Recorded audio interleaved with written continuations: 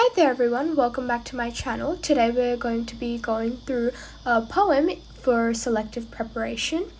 So let's get straight into it.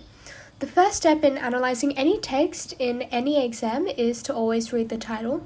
In this case we don't have a title but rather the author's name or the poet's name, which is Rudyard Kipling.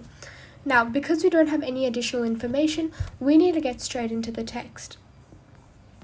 Another thing is that while you're reading the text, even in the exam, you need to make sure that you're highlighting or underlining with whatever pen that you have any key pieces of information that you think would help you in the questions. Now, let's get straight into it. If you can keep your head when all about you are losing theirs and blaming it on you. If you can trust yourself when all men doubt you, but make allowance for their doubting too. If you can wait and not be tired by waiting, or being lied about, don't deal in lies. Or being hated, don't give way to hating, yet don't look too good, nor talk too wise. If you can dream and not make dreams your master. If you can think and not make thoughts your aim. If you can meet triumph with disaster, and treat those two impostors just the same. If you can bear to hear the truth you've spoken, twisted by knaves to make a trap for fools, or watch the things you gave your life to broken, and stoop and build 'em up with worn-out tools.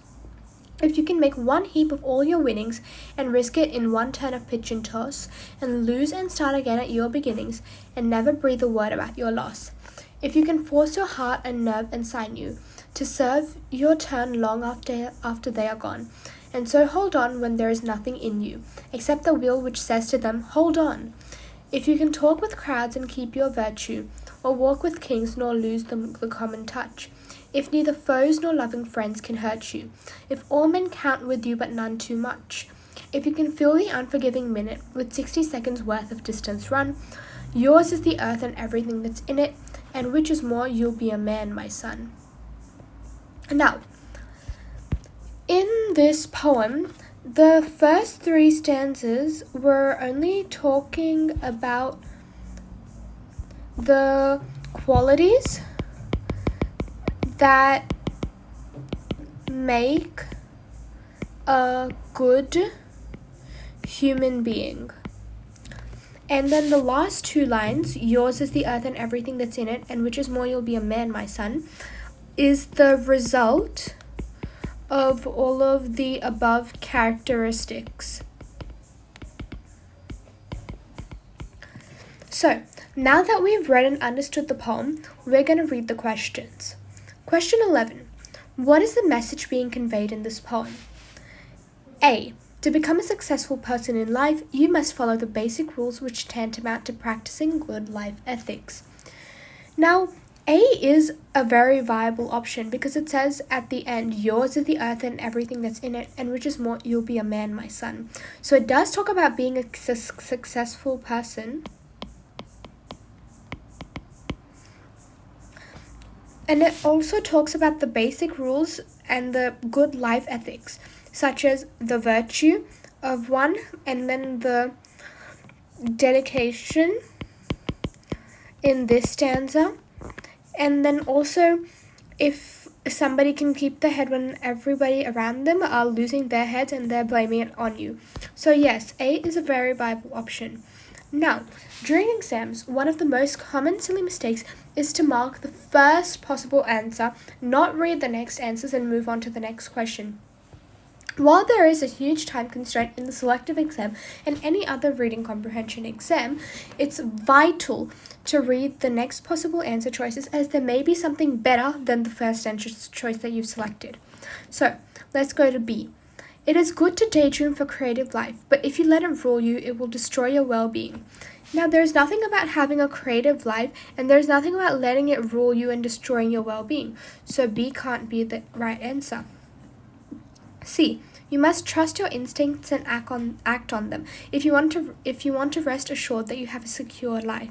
Again, there's nothing much about trusting your instincts, and even if there is, it's not the main idea of the poem, as the main idea is that you have a bunch of good characteristics and then it ends up with success.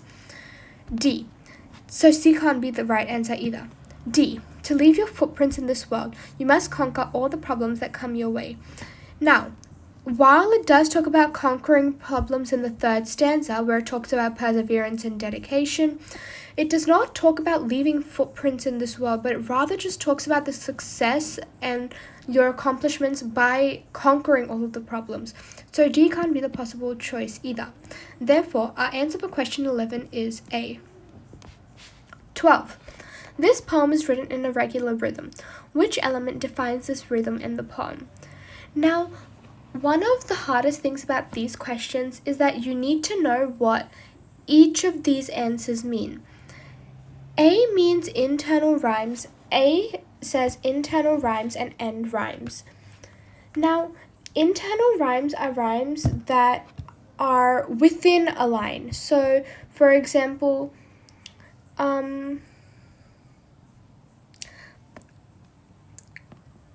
hot pot. So now, because those two words are within the sentence and the two words rhyme within the sentence, that would be an internal rhyme. End rhymes are words that end at a word that rhyme at the end of a sentence. For example, you, and you too, waiting and hating, lies and wise. So while this poem does have end rhymes, it does not have any internal rhymes, as no words in any of the lines within a sentence rhyme. Therefore, A can't be the answer. B. End rhymes and no particular meter. So I've already explained what end rhymes are, and a particular meter means like a specific rhythm or a specific amount of syllables that are in a line. Now, if we are going to count these syllables, it goes, if you can keep your head when all about you. The first line has 11 syllables. The next one is are losing theirs and blaming it on you. The next one has 10. The next line. If you can trust yourself when all men doubt you. Again, 11. But make allowance for their doubting too. 10. If you can wait and not be tired by waiting. 12. Or being lied about, don't deal in lies. 10. Now, often in poems, you can normally just stop at the first 4 lines as you see a pattern, but normally I go for a solid 6 or 8 rhymes because often you can find an outlier. So it goes 11, 10, 11, 10, and normally now you'd think, yes, there is a particular meter, but because of this 12, there is no particular meter. That's why B is a possible answer choice. End rhymes are also here because it says you too, waiting, hating, lies, and wise. So B is a possible answer choice. C, a couplet rhyming scheme. Again, a couplet rhyming scheme does work because it goes you too, waiting, hating, lies, wise, master, disaster, aim, same, spoken, broken, fools, tools. So again, C is a possible answer choice. D.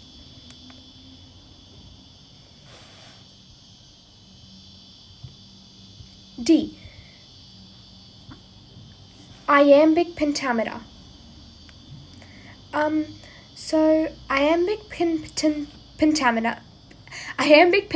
is a rhythmic pattern that's used in poetry and verse drama often, and it consists of 10 syllables per line, and it has like alternate stressed and unstressed syllables. So it goes like each syllable. So the first syllable would be stressed, then the next syllable would be unstressed, then stressed, then unstressed.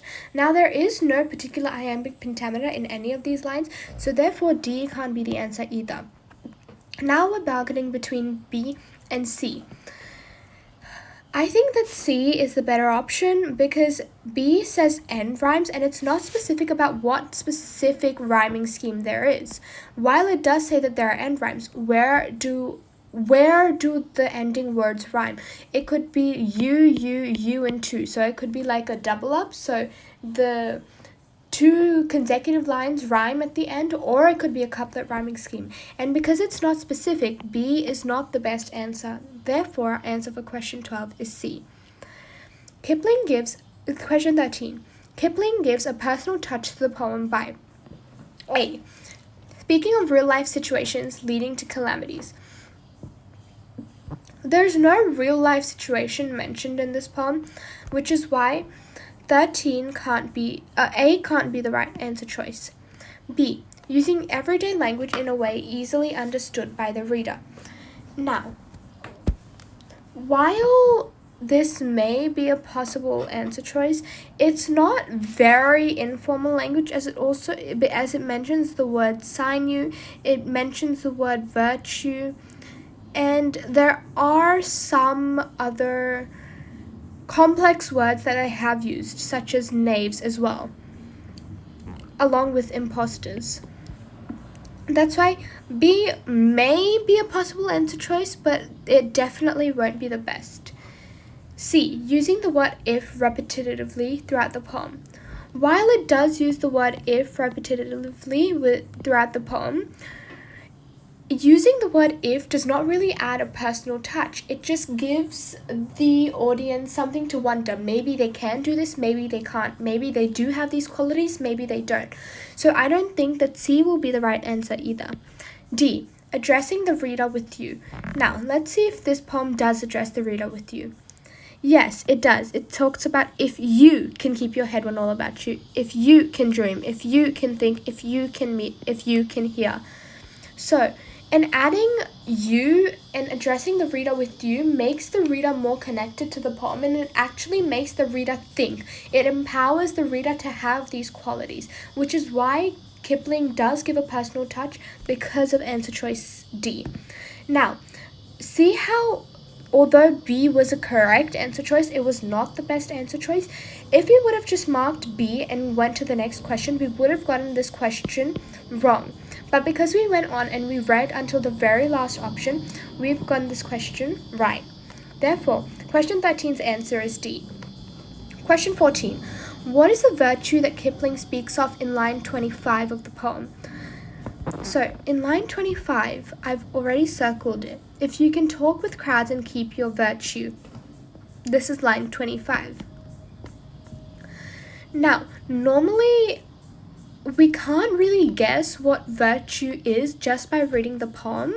So we're going to have a look at the answer choices before we understand what virtue actually means. A, maintaining a safe distance with those around you so that your inner self will not be revealed. Now, A just simply cannot be the answer. It talks about your inner self not being revealed. Now, this is not a very virtuous thing to do, as the poem is actually encouraging the reader to reveal their true personality and be a better person. That's why A can't be the option. B, maintaining high moral standards without swaying with the crowd. Now, because this mentions swaying with the crowd and it talks about the high moral standards of one, B is a possible answer choice. Next option, keeping your arrogance and self-worthiness intact.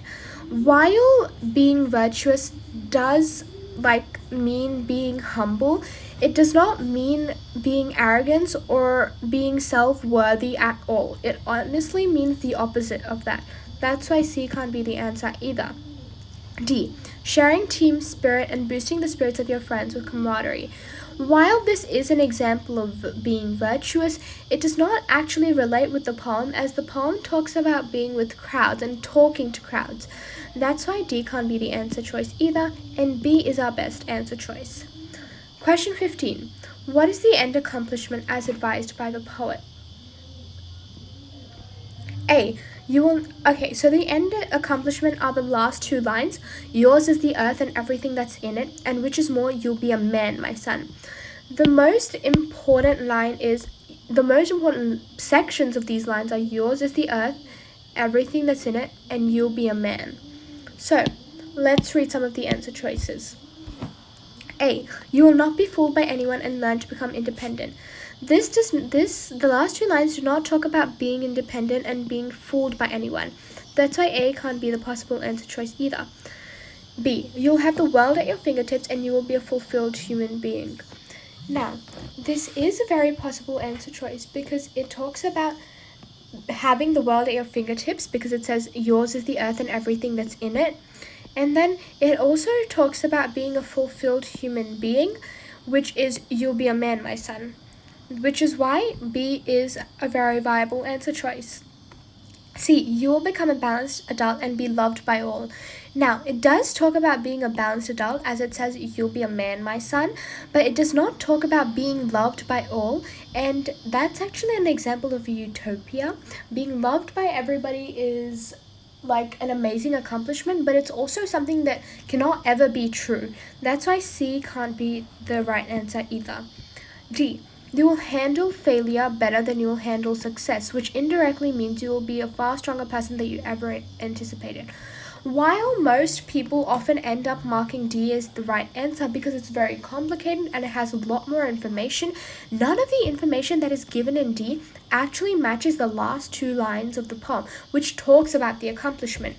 The accomplishments mentioned are being connected to the earth and owning the earth, and also being a fulfilled human being.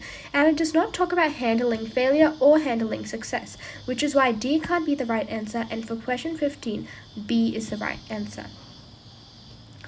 Question 16. Which virtuous characteristic is not mentioned in this poem? A, selflessness. Now, for these kind of questions, our strongest tactic is to just skim through the poem and find any keywords that relate to these words. So now we're going to skim through the poem and find some selflessness. If you can keep your head when all about you are losing those and blaming it on you. There is nothing in the first stanza. Next stanza.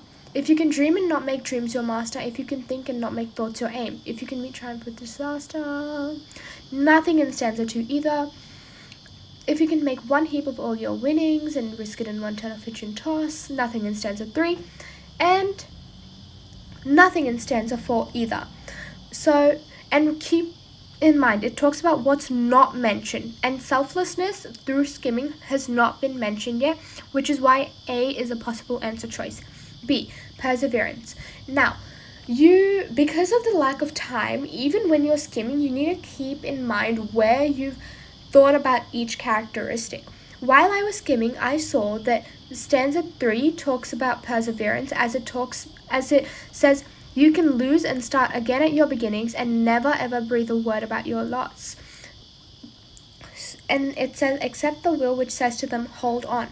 So yes, it does talk about perseverance, and therefore B can't be the right answer. C, hard work. Again, in stanza 3, it also talks about hard work. Perseverance and hard work are very similar things, which is why C can't be the answer either, as the poem does talk about it. D, patience.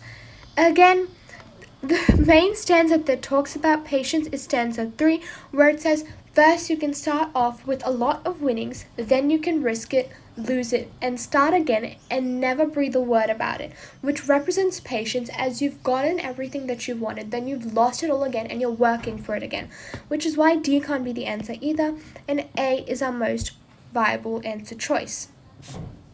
Now we've finished our analysis of this poem by Rudyard Kipling. Thank you for watching, and make sure to subscribe and like this video. Thank you, and I hope this has benefited you.